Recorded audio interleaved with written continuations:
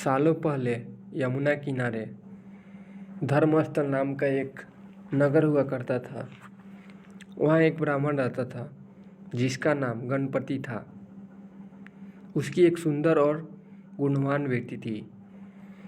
जैसे ही उसकी शादी की उम्र हुई तो वह और उसका पूरा परिवार उसके लिए योग वर ढूंढने में लग गया। एक दिन ब्राह्मण किसी के घर पूजा करने के लिए गया और उसका बेटा भी पढ़ाई के लिए घर से बाहर चला गया। उस समय घर में ब्राह्मण की बेटी और उसकी पत्नी ही थी। उसी वक्त एक ब्राह्मण लड़का उनके घर आता है।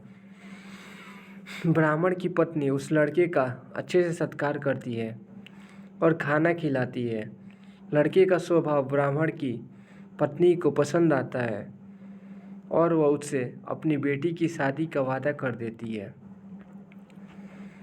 उधर ब्राह्मण गणपति जिनके घर पूजा करने गया था, वहाँ भी वह एक ब्राह्मण लड़के से मिलता है और उससे अपनी बेटी की शादी करवाने का वचन दे देता है। ब्राह्मण का बेटा जहाँ पढ़ने गया था वह भी वहाँ एक लड़के से यही वादा कर देता है। कुछ देर बाद गणपति और उसका बेटा दोनों खुद से चुने हुए लड़के को लेकर घर पहुँचते हैं। दोनों घर में एक और ब्राह्मण लड़के को देखकर चौंक जाते हैं। अब सभी इस दुविधा में पड़ जाते हैं कि लड़की एक है और शादी का वादा तीनों से अलग अलग लड़कों से कर दिया है।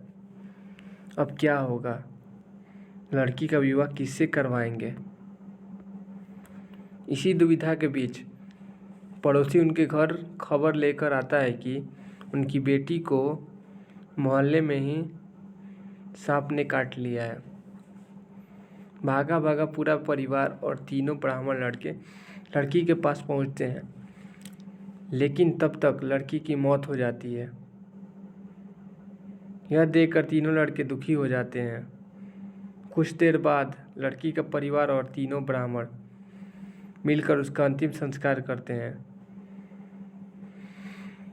लड़की के क्रियाकर्म के बाद एक ब्राह्मण लड़का उसकी हड्डियां अपने साथ लेकर जंगल चला जाता है। दूसरा उसका राख को इकट्ठा करके पोटली में बांधकर उसी शमशान घाट में झोपड़ी बनाकर रहने लगता है। तीसरा शमशान घाट से निकलकर लड़की के गम में देश देश योगी बनकर घूमने लगता है। ऐसा होते होते कई साल गुजर गए। एक दिन अचानक योगी बनकर घूम रहा ब्राह्मण किसी तांत्रिक के घर पहुंच गया। ब्राह्मण को घर में देखकर तांत्रिक खुश हुआ और उसका सत्कार किया। तांत्रिक ने योगी से कुछ दिन अपने घर में ही रहने के लिए कहा। तांत्रिक की जिद देखकर योगी उनके घर में ही रुक गया। एक दिन तांत्रिक अपनी विद्या में बहुत लीन था और उसकी पत्नी सबके लिए खाना बना रही थी। उसी वक्त उनका बेटा रोने लगा और अपनी माँ को परेशान करने लगा। तांत्रिक की पत्नी ने उसे बहुत संभालने की कोशिश की, लेकिन वो नहीं माना। आखिर में तांत्रिक की पत्नी को इतना गुस्सा आया कि उसने अपने बच्चे की पिटाई कर दी। उसके बाद भी जब बच्चा चुप नहीं हुआ तो उसने उसे चूल्हे में डालकर जला दिया। ये सब देखकर योगी ब्राह्मण बहुत नाराज हुआ और बिना कुछ खाए ही अपनी पोटली लेकर उनके घर से जाने लगा। इतने में तांत्रिक आया और योगी से कहा, महाराज, खाना तैयार है। आप इस तरह गुस्से में बिना खाए यहाँ से न जाएं। गुस्से में योगी ने कहा, मैं इस घर में 1 मिनट भी नहीं रुक सकता। जहाँ ऐसी राक्षसी रहती हो वहाँ मैं कैसे खा सकता हूँ?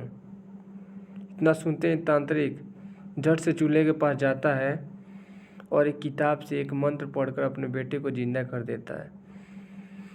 यह सब देखकर योगी हैरान रह जाता है।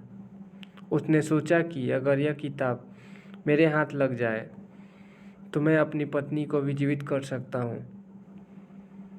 योगी यह सोच ही रहा था कि रत्नांतरी के बेटे को जीवित करने के बाद फिर से योगी से खाना खाने का आग्रह करता है।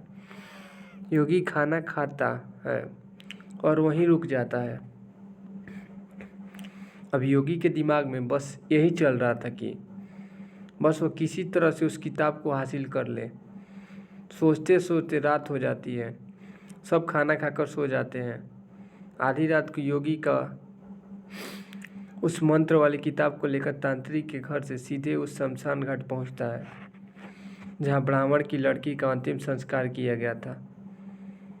वो सबसे पहले झोपड़ी बनाकर उसी जगह रह रहे ब्राह्मण को बुलाता है और उसे सारी कहानी सुनाता है। इसके बाद दोनों मिलकर फकीर बने ब्राह्मण को ढूंढते हैं। फकीर ब्राह्मण के मिलते हैं। योगी ब्राह्मण दोनों से कहता है कि लड़की की हड्डी और राख लेकर आओ, मैं उसे जिंदा करूंगा। दोनों ऐसा ही करते हैं। राख और हड्डी इकट्ठा करने के बाद लड़की को जलाई हुई जगह में योगी ब्राह्मण मंत्र पड़ता है और लड़की जिंदा हो जाती है। यह देख तीनों ब्राह्मण खुश हो जाते हैं। इतनी कहानी सुनाकर बेताल चुप हो जाता है।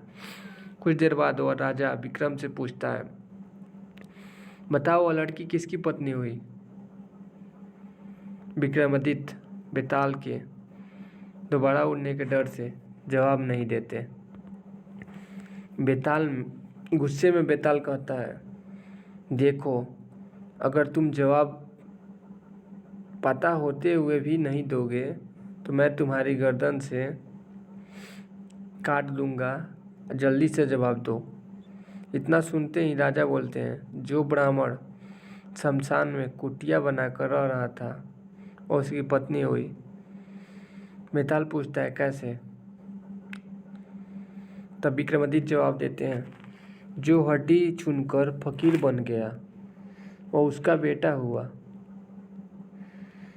जिसने तांत्रिक विद्या से उसे जीवित किया वो उसके पिता समान हुआ, और जो उसकी राख के साथ जीवन जी रहा था वो उसका पति हुआ। जवाब सुनते ही बेताल ने कहा, राजन, तूने बिल्कुल सही उत्तर दिया है, लेकिन शर्त के मुताबिक तुम्हें मुंह नहीं खोलना था, इसलिए मैं दोबारा उड़ रहा हूँ। इतना कहकर बेताल दोबारा घने जंगल में किसी पेड़ पर जाकर लटक जाता है और राजा विक्रम उसे पकड़ने के लिए उसके पीछे भागते रहते हैं। कहानी से सीख, चतुराई और बुद्धि से बड़ी समस्या को हल किया जा सकता है।